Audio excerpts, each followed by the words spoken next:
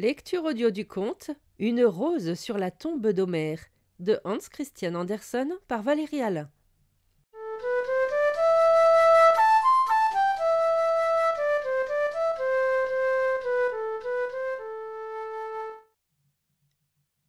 Dans les champs de l'Orient résonne l'amour du rossignol pour la rose. Dans le silence des nuits étoilées, le chanteur ailé joue une sérénade à sa fleur odorante. Non loin de Smyrne, sous les hauts platanes, où le marchand mène ses chameaux chargés qui lèvent fièrement la tête et foulent gauchement une terre sacrée, j'ai vu un buisson de rosiers en fleurs. Des pigeons sauvages volaient parmi les branches des hauts arbres et leurs ailes, quand un rayon de soleil les touchait, brillaient comme des perles. Une fleur du buisson de rose était la plus belle de toutes, et c'était pour celle-là que le rossignol chantait ses peines d'amour. Mais la rose était muette, aucune goutte de rosée ne se voyait sur ses pétales. Comme une larme de compassion, la fleur se penchait avec sa tige sur de grandes pierres. « Ici repose le plus grand chanteur de la terre, » disait la rose. « Je veux parfumer sa tombe et y répandre mes pétales quand l'orage les arrachera. Le chanteur de l'Iliade est devenu poussière dans cette terre où je pousse.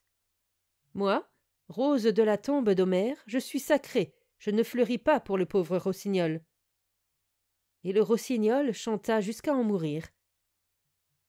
Le conducteur de chameaux vint avec ses chameaux chargés et ses esclaves noirs.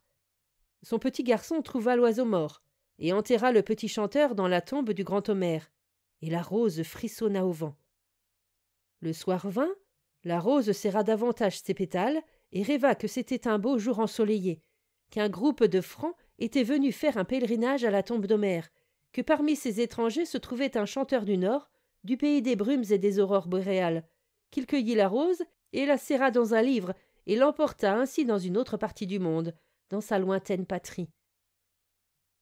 Et de chagrin, la rose se fana et resta tout aplatie dans le livre, que l'étranger ouvrit chez lui, disant « Voilà une rose de la tombe d'Homère. »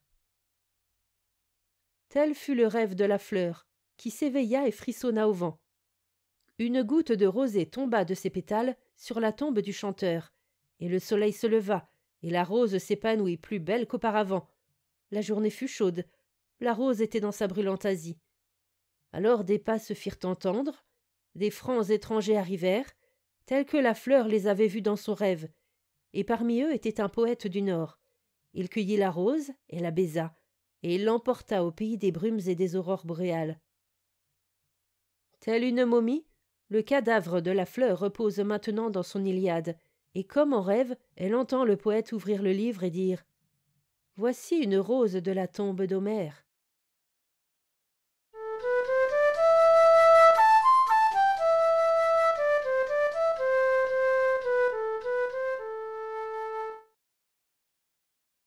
Fin de la lecture du conte Une rose de la tombe d'Homère. Merci de votre écoute, je vous rends vos oreilles, cœur avec les doigts.